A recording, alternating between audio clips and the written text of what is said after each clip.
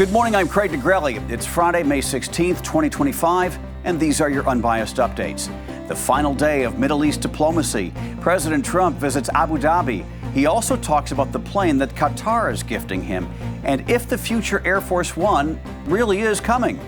And they were once allies when President Trump nominated him to be the FBI director during his first term. But James Comey is now an outspoken Trump critic. This morning, he's under investigation for a social media post and what some believe it means. From the Straight Arrow News Studio, bringing the stories that matter to you from across the United States and around the world, these are today's unbiased updates. President Trump has arrived in Abu Dhabi on the final leg of his Middle East tour. A lot of the focus has been on commerce. The president attended a breakfast roundtable with American and business leaders of the United Arab Emirates, as well as the UAE president. He then toured an interfaith facility that is home to a mosque, synagogue, and church. After, the president will head back to Washington, D.C. aboard Air Force One. President Trump's trip to the Middle East has been filled with headlines, including agreements with Saudi Arabia involving military, customs authorities, and medical research cooperation. Donald Trump also secured a $600 billion deal with Saudi Arabia to invest in the United States, according to the White House.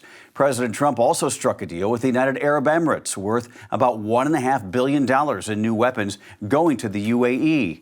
The agreement includes a partnership to build a sprawling data center in Abu Dhabi to advance artificial intelligence capabilities with enough energy to reportedly power a major city.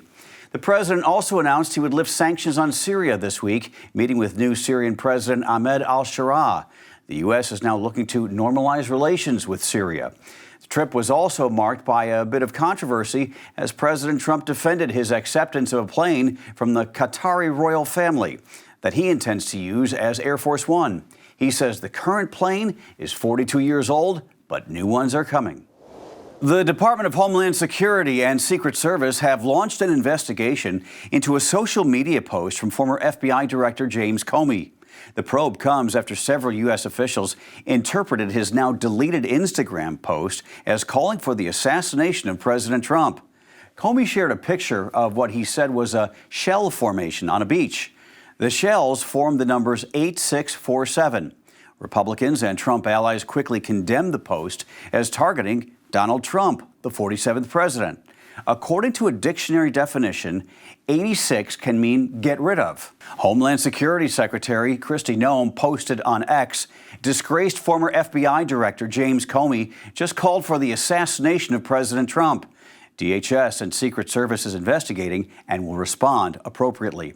Comey denies the post was meant as a threat. He said he was not aware people associated the numbers he shared with promoting violence and says he opposes violence in all circumstances, so he took it down.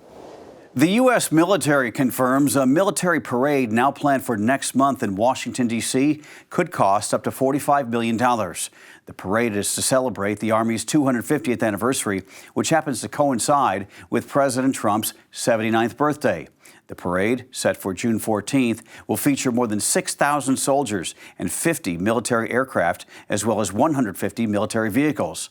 The Army says thousands of visitors for the parade will stay in unused government buildings and sleep on cots, as well as be provided with 3 meals a day and a stipend. The celebration is also expected to include an all-day festival with musical performances and displays of military equipment. This morning, transit workers across New Jersey are on strike. All of the state's commuter rail engineers walked off the job early today after marathon contract talks stalled. Their union had set a midnight deadline for meeting wage demands. News of the strike came as New Jersey Governor Phil Murphy and New Jersey Transit Chief Executive Officer Chris Kaluri held a press conference.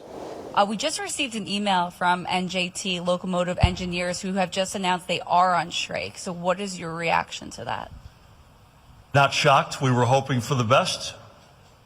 We're prepared for the worst. The strike is expected to impact service to hundreds of thousands of daily commuters in New Jersey and New York. Can you imagine the bottlenecks and backups that we're going to see? This is the first strike in more than 40 years for the nation's third largest transit system. Some very serious allegations lodged against music legend Smokey Robinson, who's in the Rock and Roll Hall of Fame and the Songwriters Hall of Fame. The Los Angeles County Sheriff's Department confirms it has now opened a criminal investigation into Smokey Robinson. 4 former housekeepers allege that Robinson, who is 85, sexually assaulted them for years while they worked for him. They've already filed a civil suit seeking $50 million in damages. The women claim the sexual assaults took place over a 17-year period from 2007 to 2024.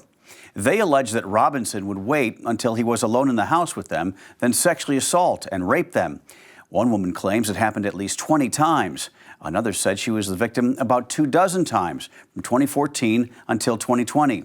All the women say they eventually quit because of the sexual assaults and were afraid to come forward for fear of retaliation and public shame. Their lawyer called Smokey Robinson a sick and serial rapist, his words.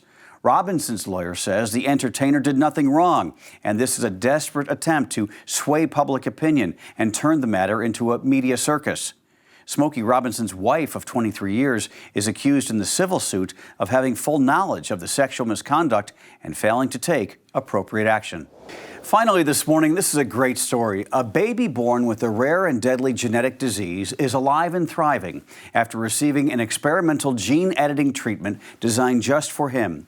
Researchers say KJ Muldoon was among the first to be successfully treated with a custom therapy that fixes tiny errors in his genetic code that kills half of affected patients. Doctors are hopeful the technology will someday be used to help millions. We're happy to share that he's received 3 doses of the therapy without any complications, and he's showing some early signs of benefit. KJ is from Clifton Heights, Pennsylvania.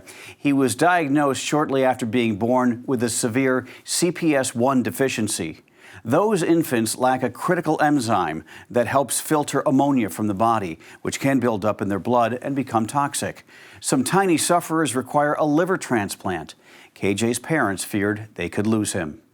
The prognosis for him was very different before we started talking about gene editing and the infusions. Within 6 months, the team at Children's Hospital in Philadelphia and Penn Medicine came up with a therapy designed to fix KJ's enzyme. The technology they used is known as base editing. The inventors actually won a Nobel Prize in 2020. The technology chemically changes one DNA letter to another, rather than cutting the DNA strand like other methods. This technique reduces the risk of possible adverse genetic changes. I just gave you a bunch of medical jargon. You know, when I watched the story this morning, I didn't even know what it meant, didn't really care. I just saw that baby's smile, those beautiful eyes, and the fact that he's okay. What a great story. And boy, just adorable. Those are your unbiased updates for this Friday. We'll see you back here on Monday. I hope you have a great weekend and a fantastic Friday. For all of us at Straight Arrow News, I'm Craig Negrelli. We'll see you down the road.